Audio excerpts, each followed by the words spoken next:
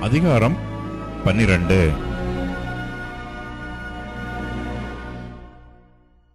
நீ உன் வாலிப பிராயத்திலே உன் சிருஷ்டிகரை நினை.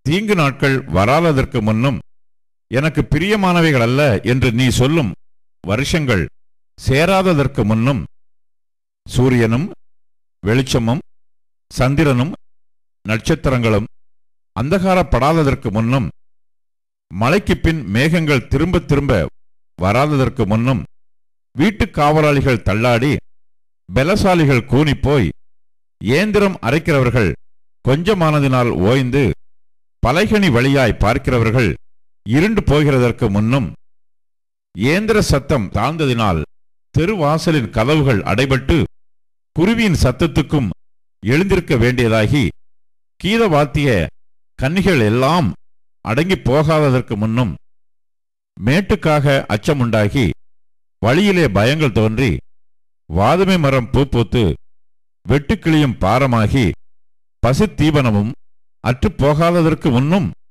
மனுஷன் தன் நித்திய வீட்டுக்கு போகிறதினாலே துக்கம் கொண்டாடுகிறவர்கள் வீதியிலே திரியாததற்கு முன்னும் வெள்ளிக்கயிறு கட்டிவிட்டு பொற்கிண்ணி நசுங்கி ஊற்றின் அருகே சால் உடைந்து துறவண்டையில் உருளை நொறுங்கி இவ்விதமாய் மண்ணானது தான் முன்னிருந்த பூமிக்கு திரும்பி ஆவி தன்னை தந்த தேவனிடத்திற்கு மறுபடியும் போகாததற்கு முன்னும் அவரை உன் வாலிப பிராயத்திலே நினை.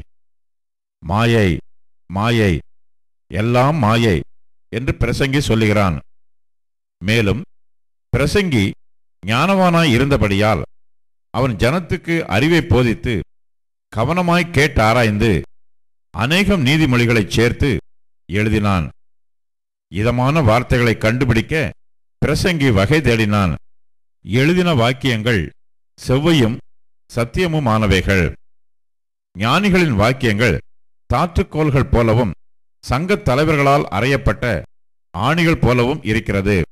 அவைகள் ஒரே மேய்ப்பனால் அளிக்கப்பட்டது. என் மகனே, இவைகளினாலே புத்தி அடைவாயாக. அநேகம் புஸ்தகங்களை உண்டு பண்ணுகிறதற்கு முடிவில்லை. அதிக படிப்பு உடலுக்கு இளைப்பு. காரியத்தின் கடைத்தொகையை கேட்போமாக. தேவனுக்கு பயந்து அவர் கற்பனைகளை கைக்கொள்.